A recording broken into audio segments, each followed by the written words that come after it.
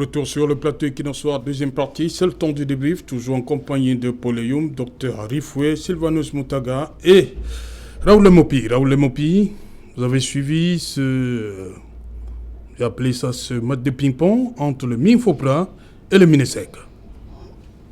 Oui, je veux dire quelque chose parce que il y a un reportage qui m'a particulièrement intéressé là, lorsque le journaliste dit, et ça c'est vrai, que pour pallier, n'est-ce pas, à certains effets de la grève, certains chefs d'établissement ont choisi de faire venir... Non, on va y revenir. On va y revenir. Ah, ok.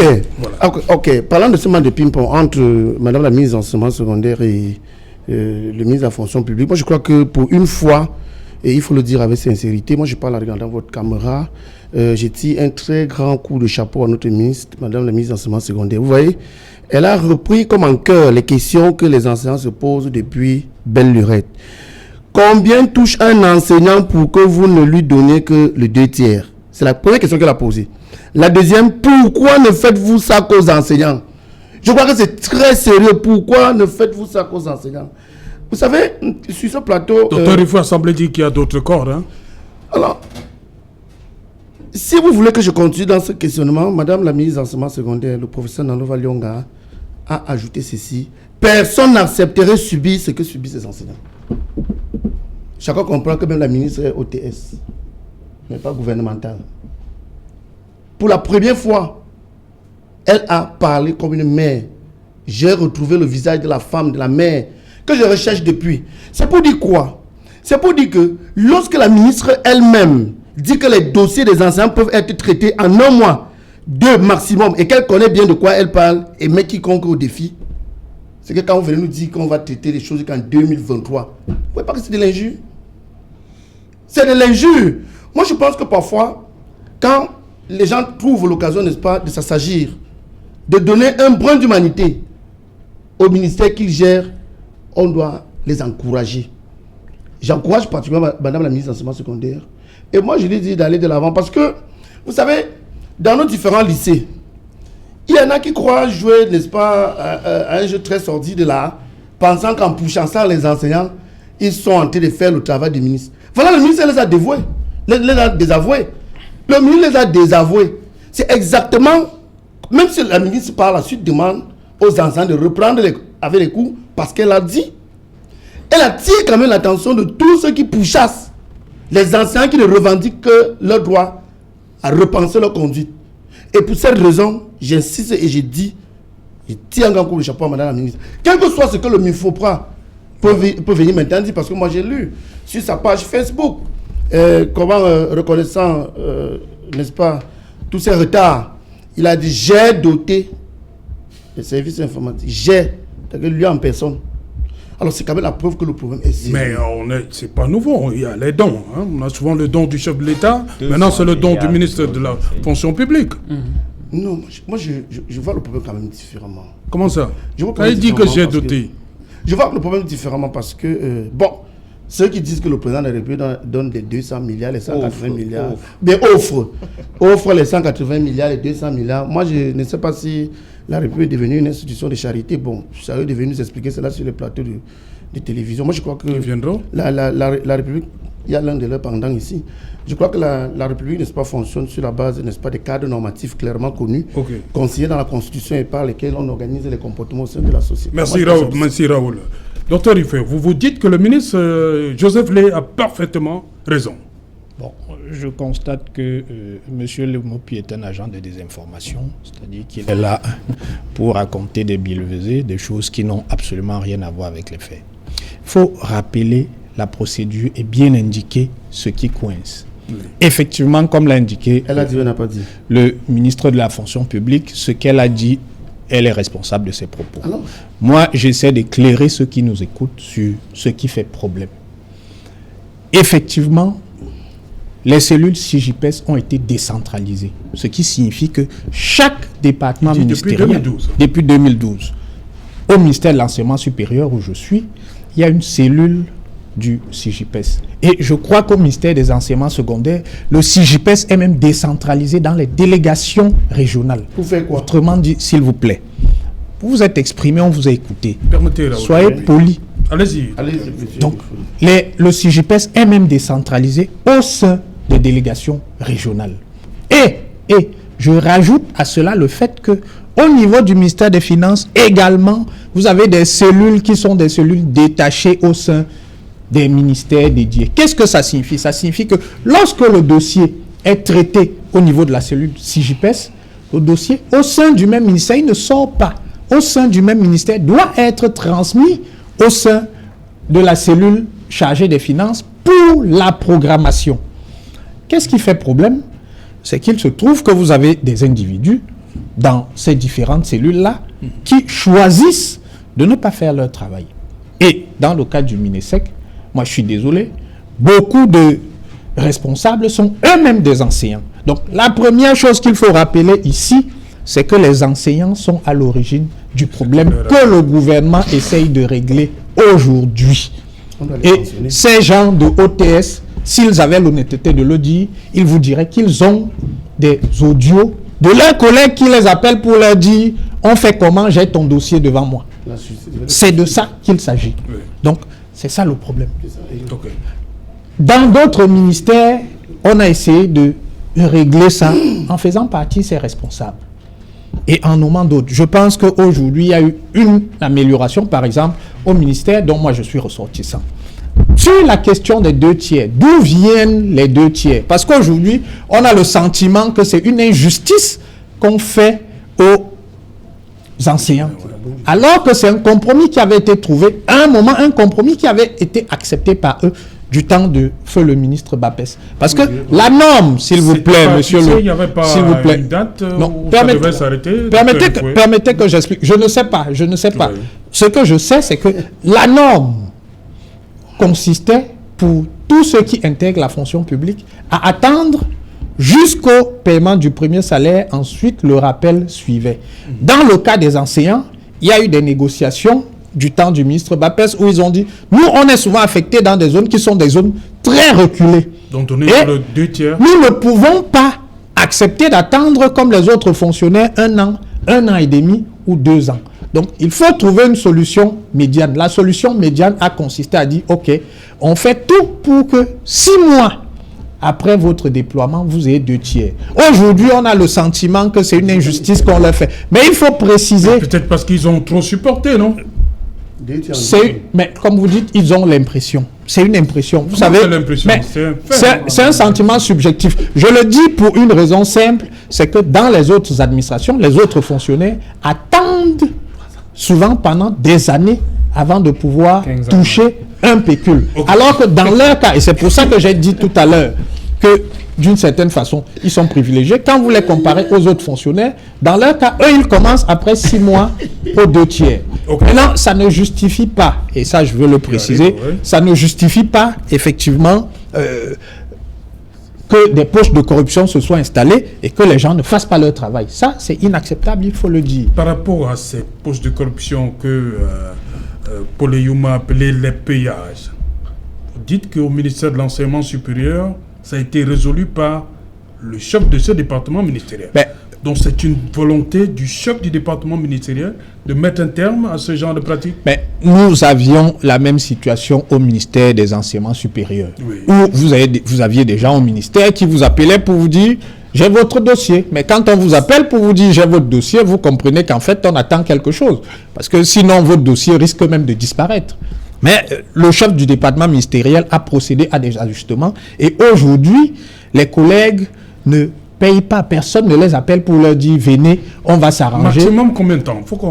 L'émission en moyenne, aussi. Généralement, certains commencent à toucher après 6 mois.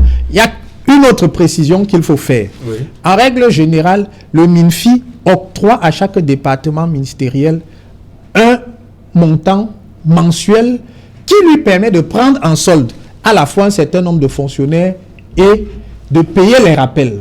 Ce qui signifie que si le montant, prenons un cas de figure, le montant va être constant, on va dire 50 millions.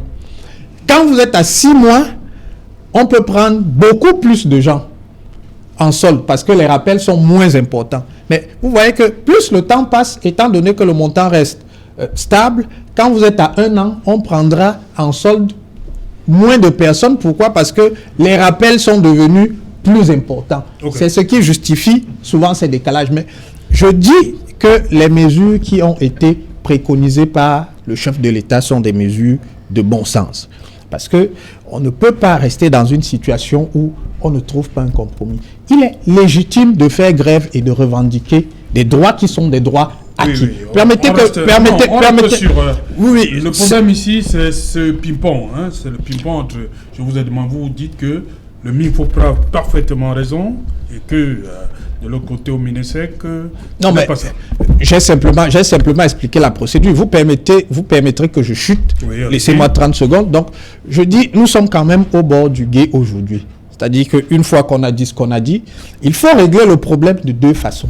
Il faut régler le problème, effectivement, pour les impayés qui sont échus, c'est-à-dire les retards, les compléments de salaire, les non-logements et puis les avancements. Il faut régler ce problème-là. Il faut aussi régler un second problème. Nous avons des gens qui sont dans les écoles normales aujourd'hui, qui vont sortir demain. Ce ne serait pas judicieux de se retrouver, je ne sais pas moi quoi, en 2025, en 2026, en train de se retrouver ici pour épiloguer sur ce problème-là. Donc, il faut le régler à la racine en termes de procédure. Ce n'est pas juste non plus, et c'est pour ça que j'ai dit, c'est une situation qui est une situation globale. Donc, on a un prétexte là avec la grève des enseignants pour que ce problème soit réglé pour l'ensemble des fonctionnaires. J'ai indiqué ici que si vous êtes médecin, lorsque vous avez réussi votre concours d'intégration, vous pouvez mettre 2,5 ans pour avoir votre matricule.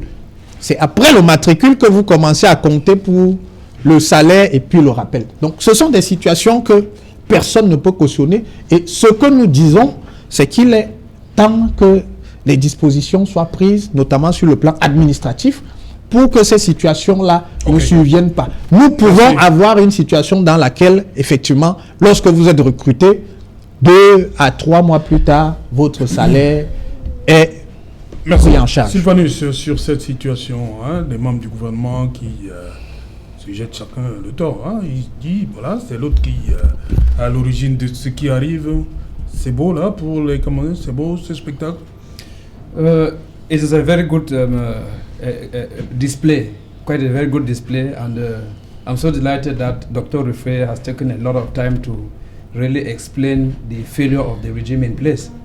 And this is like a kind of irony, but then it's very salutary, because it's coming at a time that most of us think that Cameroonians have endured a lot and that there should be change. When you look at exactly what is happening between the Minister of Secondary Education and that of the Public Service, you understand that everybody is struggling to clean his or her face. Because I ask myself questions. We've not heard the Minister of Secondary Education one time, maybe in a press conference, declare that my ministry is suffering and that I have tried to forward their files to the Ministry of Public Service and other like, and it didn't work, or maybe write write to the Prime Minister, who is their boss. It has not happened. So, you know, when things are not moving, you see everybody is struggling to save his or her head.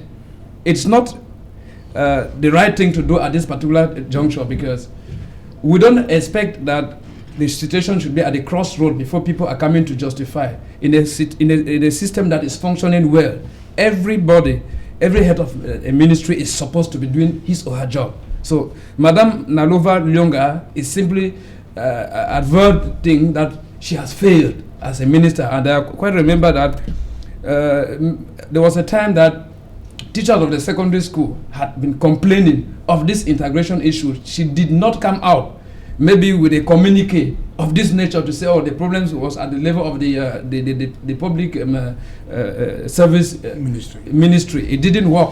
So looking at exactly what is happening, you come back to what I said when we just started the program. I said the issue is with the level of the computerization of the teachers for recruitment, their entries.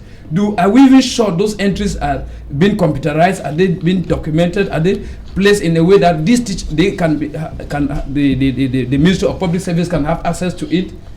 So what I want to say is, it's a network of mafiosism that has been perfected, like Ayum said.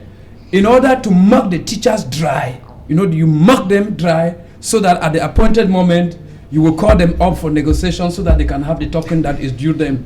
So because I would ask myself questions, why would a teacher who is, I want to say that's the substance of the community, because he's like the eye of the community, be allowed to train after having struggled, go through training, and then you come back, work for 6-7 years, and they are talking about patriotism.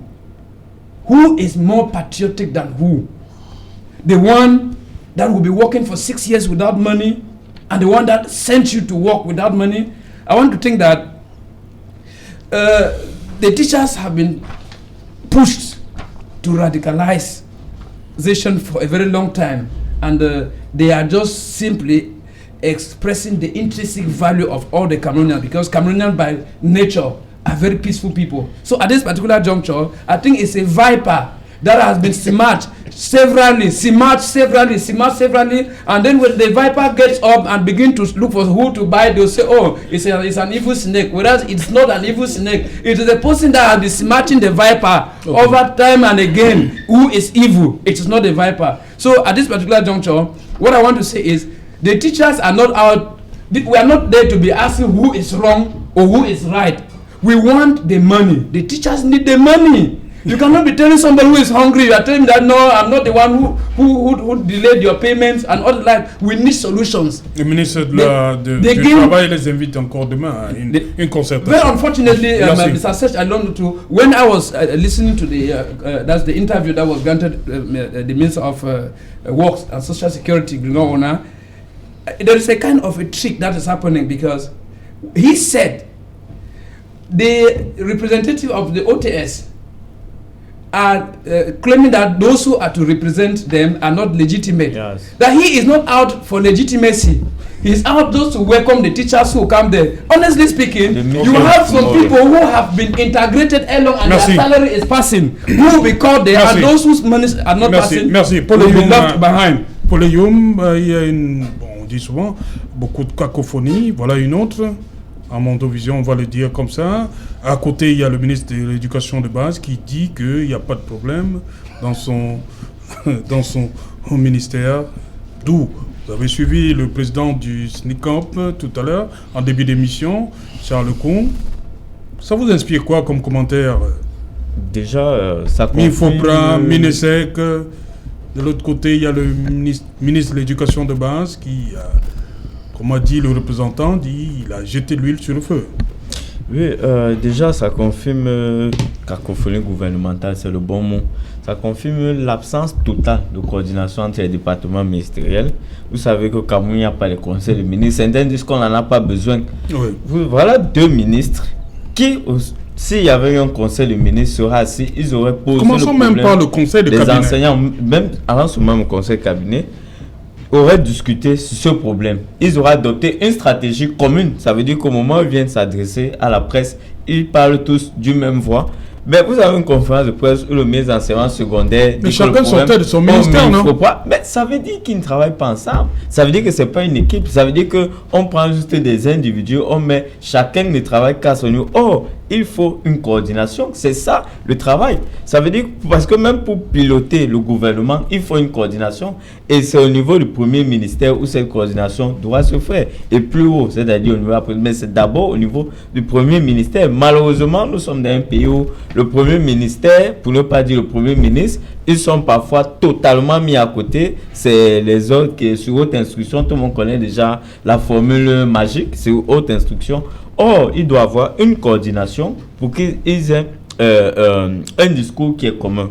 Ensuite, vous avez le ministre de l'Éducation de base qui dit qu'il n'a aucun problème. On vient de voir le reportage.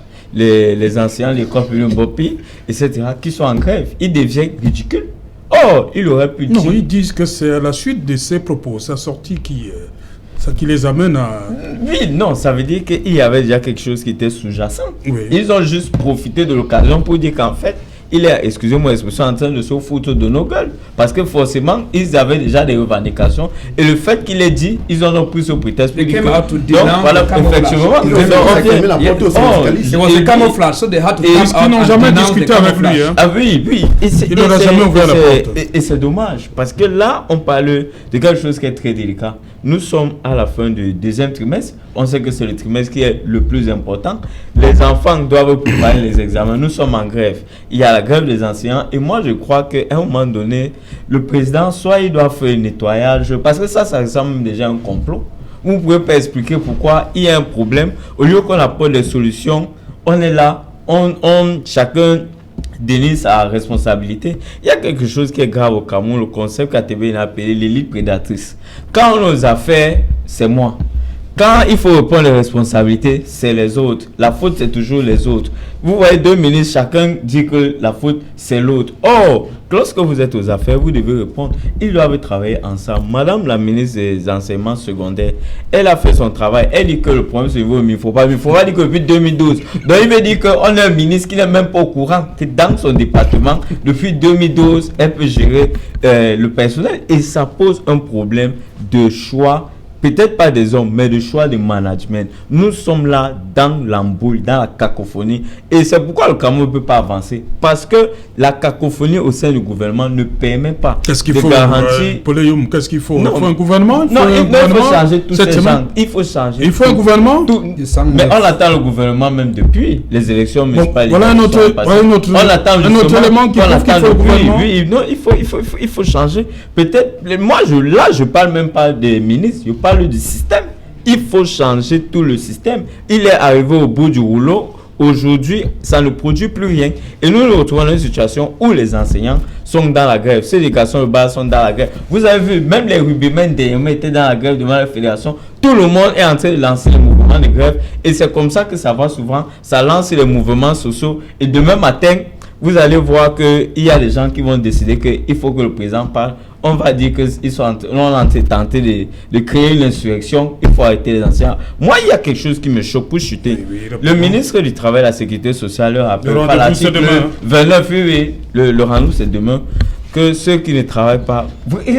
Ça, c'est quelque chose... Moi, j'imagine pas un ministre français dire ce genre de choses. Hier même, j'ai suivi encore le ministre de la Sécurité sociale qui a dit... Qu'est-ce qui pourrait se passer si jamais... Mais déjà même, ceux qui ont rendez-vous demain, je ne sais pas si c'est OTS ou c'est le OTS. Non, il a dit représentants des syndicats des enseignants, les représentants du collectif OTS, tout à fait. Et ceux des enseignants indignes. Voilà.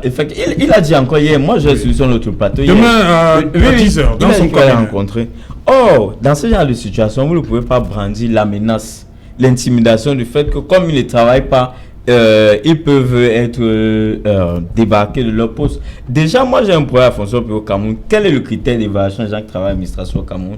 Il n'y en a pas. Parce qu'un administrateur, comme dans le privé, mais ça c'est pas un critère. Dans le privé, par exemple, quand vous êtes en poste, on connaît les critères sur lesquels on évalue votre travail. Au Cameroun, quelqu'un est là, il est présent, il n'est pas présent, son salaire passe, il n'est pas inquiété. On ne sait pas, on ne connaît pas les critères d'évaluation des fonctionnaires. Donc, il faut revoir tout ce système. Voilà, rapidement, un mot sur... vous voulez parler de ces évaluations-là? Les jeunes étudiants qui sont enrôlés, rapidement. Hein, bon, je donne la parole. Vous savez, c'est aussi la même chose dans mon lycée. Quand je vois ça, ça me fait rire. Ça me rappelle un peu l'histoire, n'est-ce pas, du bobolo et du coquille. Quand on attachait la tête du coquille, le bobolo se vantait en oubliant que quand viendra son tour, on devait enrôler tout le corps. Bon, qu'ils aillent chez eux tranquillement, qu'ils continuent à faire le sale boulot. On verra par la suite. Qui va corriger? Première question. Alors, vous savez qu'il y a... Non, c'est simple. Qui va corriger ces copies? Si je réponds par rapport à ce que l'intersyndical a écrit, ces copies peuvent être corrigées ou non, parce que la finalité, c'est le débrayage administratif. On ne donne pas les noms. Oui. On attend la suite. Ok. Donc, les carnets ne seront pas remplis, forcément. Mais si les carnets ne sont pas remplis, est-ce que c'est les nôtres qui font problème? Ceux qui sont allés chercher les vendeurs d'arachide, tout cela, seront ceux qui vont mettre dans les carnets. Les étudiants, ça veut dire que... ne sont pas les vendeurs d'arachide. On a parlé des étudiants parce qu'ailleurs, il y a même les badauds du quartier. Alors, si on estime donc que ce n'est que la note qu'on veut... Pour la surveillance.